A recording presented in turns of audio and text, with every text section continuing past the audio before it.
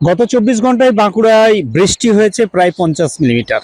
আর এই বৃষ্টির সাথে সাথেই জল বেড়েছে বাঁকুড়া জেলার নদীগুলির। জল বেড়েছে গন্ধেশ্বরী নদীর, এবং এই গন্ধেশ্বরী নদীর জল বেড়ে যাওয়াতে মানকানালি সেতু ডুবে গিয়েছে। আর যার ফলে বাঁকুড়া থেকে মানকানালি উগরাটি যাওয়ার যে রাস্তা দিয়ে হাজার হাজার মানুষ যাতায়াত করেন, সেই রাস্তা কিন্তু বন্ধ হয়ে গিয়েছে। কারণ গন্ধেশ্বরী নদীর জল বইছে মানকানালি সেতুর উপর দিয়ে। এবং পাশাপাশি বাঁকুড়া শহরের যে দুটি কজওয়ে রয়েছে, বাঁকুড়া শহর লাগোয়া দ্বারকেশ্বর নদের উপর ভাদুল, এবং আরেকটি যেটি রয়েছে মিনাপুর, এবং এই দুটি কজওয়েও কিন্তু ডুবে গিয়েছে। দেখতেই পাওয়া যাচ্ছে দ্বারকেশ্বর নদের জল কিন্তু হু হু করে বাড়ছে, এবং জল বাড়ছে এবং জল বাড়ার কারণে কজওয়েগুলি ডুবে গিয়েছে।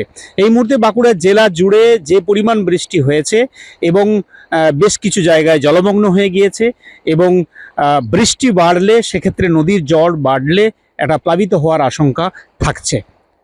বৃষ্টির জলটা কেমন বাড়ছে? প্রচুর জল বাড়ছে। সকাল থেকে জল তো একদম এখানা ওখানা হয়ে গেছে আজকে।